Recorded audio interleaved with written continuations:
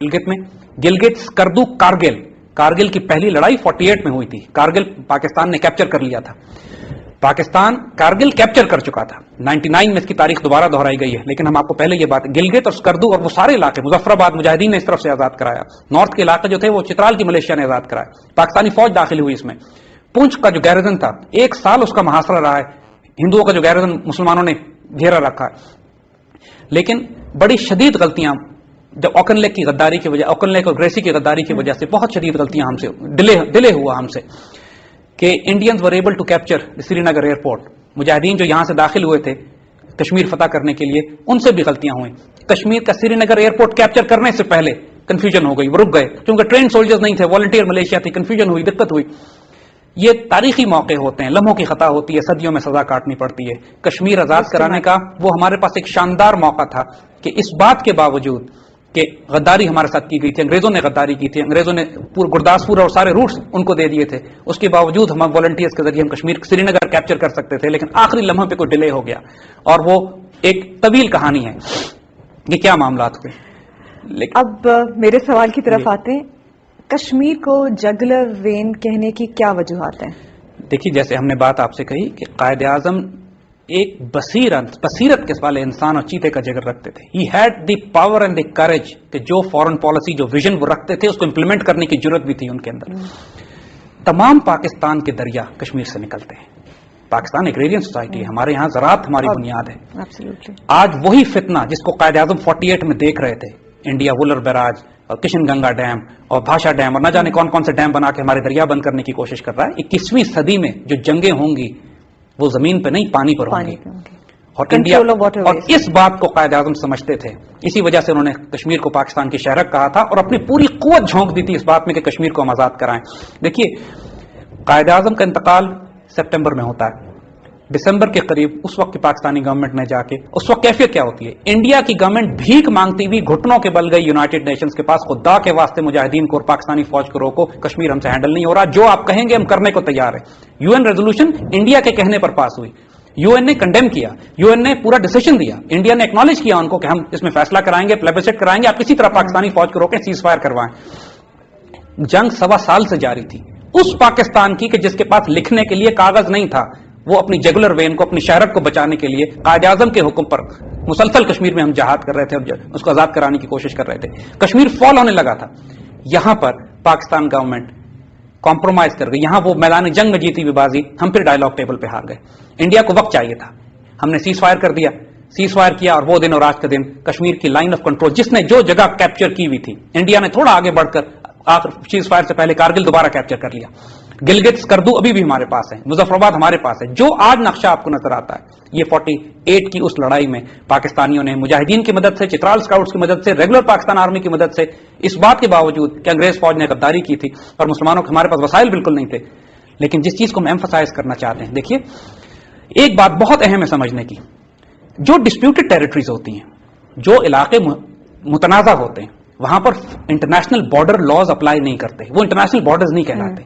جس کا جو بس چلتا ہے وہ اس پہ قبضہ کر لیتا ہے جا کے. And this is the international law. No man's land ہے. انگریزوں نے فاکلینڈز کے پہ قبضہ کیا ہوا تھا، ارجنٹینا نے کہا یہ ہمارا ہے، جا کے قبضہ کر لیا، انگریزوں نے پھر چھڑا لیا، کسی نے کچھ نہیں کہا.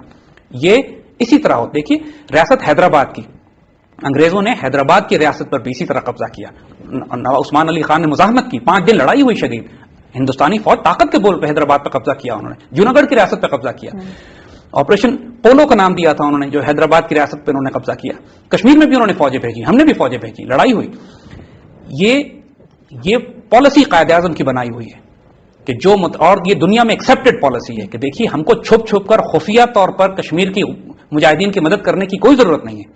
That should be part of our declared foreign policy, کیونکہ ڈسپیوٹڈ ٹیریٹری ہے.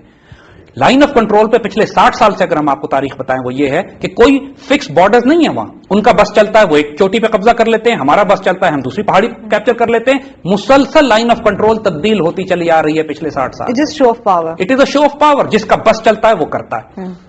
اور and you think it's completely it's justified totally justified, اس لیے کہ وہ بھی یہی کر رہے ہیں اور ہم بھی یہی کر رہے ہیں. ڈسپیوٹڈ ٹیریٹری اوور آل ان دا گلوبلی دیکھا دنیا جائے میں تو ہر جگہ ہر قوم یہی کرتی ہے، جس کے پاس طاقت ہوتی ہے وہ ڈسپیوٹڈ ٹیریٹری کو جا کے قبضہ کر لیتی ہے. ہمارا سر کریک کا سندھ میں سر کریک کا جو مسئلہ ابھی تک انڈیا کے ساتھ ہمارا ڈسپیوٹڈ ٹیریٹری ہے.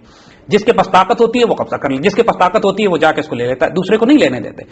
دیکھیے کہنے کا مقصد یہ تھا کہ کشمیر، قائد اعظم کی کشمیر پالیسی، کیوں اتنی شدت کے ساتھ قائد اعظم نے طاقت کا استعمال کیا؟ کشمیر بزور شمشیر وہ لینا چاہتے تھے. کوئی ڈپلومیسی، کوئی ڈائلاگ، کوئی ٹاکس، کوئی C B Ms confidence building measure, no nonsense like that. Quaid-e-Azam went for the jugular himself. شہرک کی وہ خود گئے تھے. قائد اعظم کے بعد جو حکومتیں آئیں، دیکھیے لیاقت علی خان کی پاکستان سے محبت اور دوستی اور ان کے خلوص پہ ہم شک نہیں کرتے، مگر ان سے سیاسی غلطی ہوئی. ان کو اس وقت یونائٹڈ نیشنز میں جا کے سیز فائر نہیں کرنا چاہیے تھا. وہ بہت بڑی غلطی ہوئی. اور جب خود انڈیا جا کے بھیک مانگ رہا ہے یو این میں، تو اس سے اس کی کمزوری دیکھ لیجئے کہ اگر اس میں طاقت ہوتی تو اس کو یو این میں جانے کی کیا ضرورت تھی. آج وہ پوری طرح قابض ہو چکا ہے کشمیر کے اوپر. وہ تو یو این میں نہیں جاتا، یو این میں تو ہم بھاگتے پھرتے ہیں کسی طرح اس کو لے کر آؤ، یونائٹڈ نیشنز کی ریزولوشن کو پورا کریں. اب اس کو کوئی حاجت نہیں ہے. ڈسپیوٹڈ ٹیریٹری ہے. کشمیر کا فیصلہ جب بھی ہوگا یاد رکھیے گا بزور شمشیر ہوگا. اس کا کوئی اور سولوشن نہیں ہے. وہی سولوشن ہے جو قائد اعظم سولوشن ہے. اینڈ قائد اعظم سولوشن ہے، military solution. Quaid Azam solution is a high intensity conflict, a low intensity conflict, a declared foreign policy اور بزور شمشیر. کیوں؟ کیونکہ پاکستان کی جگولر، پاکستان کے شہرک کشمیر ہے، اور اس حقیقت میں آج تک کوئی تبدیلی نہیں ہوئی. یہ لیسن ہے ہمارے حکمرانوں اور سیاستدانوں کے لیے جو قائد اعظم کو ایک ایسا امیج بنا کے پیش کرتے ہیں کہ جیسے ان میں نعوذ باللہ کوئی فیصلہ کرنے کی کوئی طاقت نہیں تھی، یا وہ کمزور تھا، یا ہر وقت پیس اور محبت اور پیار کی باتیں کرتے تھے. نو، جیسے عرض کیا کہ چیتے کا جگر تھا اس وجود میں. 1948 کی سیز فائر کے بعد کیا ہوا؟ دیکھیے جیسے ہم نے بات کی کہ وہ پاکستان کے لیے ایک بہت بڑا سیٹ بیک تھا. وہ سیز فائر، وہ سیز فائر، اس سے جو دباؤ انڈیا کے اوپر تھا کشمیر کے حوالے سے وہ ہٹ گیا. اس کو موقع مل گیا کہ وہ اپنے آپ کو ری گروپ کر سکے، ری آرگنائز کر سکے. کیا اس کو سیز فائر کہنا بجائے؟ جی سیز فائر ہے وہ، اس لیے کہ کوئی ہمارا امن کا معاہدہ نہیں ہے اس کے ساتھ.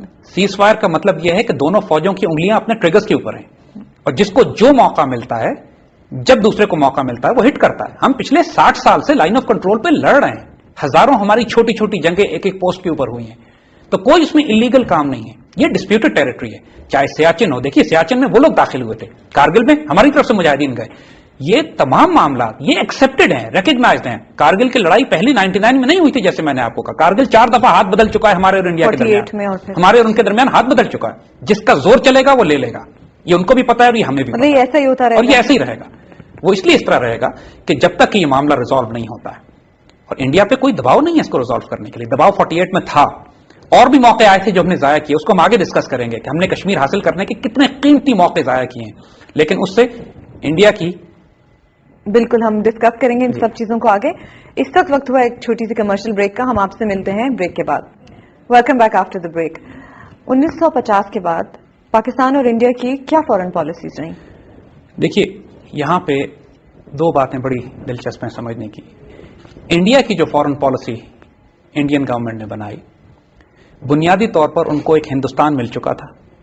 ان کے پاس ایک آئیڈیالوجی چانکیہ اور اشوکا کی موجود تھی. انہوں نے اپنے جھنڈے کو، اپنے نیشنل ایمبلم کو اشوکا سے جوڑ لیا تھا. ترنگا. وہ نظریاتی طور پر ایک ہندو ریاست بن چکے تھے. انڈیا سیکولر ریاست نہیں ہے. ان کا کانسٹیٹیوشن میں لفظ سیکولر لکھا ہوا ہے. جس ملک میں 1 کروڑ مندر ہوں وہ سیکولر نہیں ہوتا. انڈیا اتنا ہی سیکولر ہے جتنا امریکہ ڈیموکریٹک ہے. ڈیموکریسی کے نام پہ جو پوری دنیا میں اس نے فساد اور پیڑا کرک کیا ہوا ہے، اتنا ہی سیکولرزم کے نام پر اقلیتوں کے ساتھ اور دوسرے مذاہب کے ساتھ جو تباہی پھیلائی ہوئی ہے انہوں نے. لہٰذا انڈیا کسی صورت میں بھی نہ سیکولر تھا نہ سیکولر ہے. وہ ہندوتوا یعنی ہندو ایکسٹریمسٹ آئیڈیالوجی، ہندو فیشسٹ آئیڈیالوجی کو فالو کرنے والا اور اس کو ایکسٹینڈ کرنے والا ایک. اور یہ میں نے آپ کو بات کانگریس کی بتائی تھی.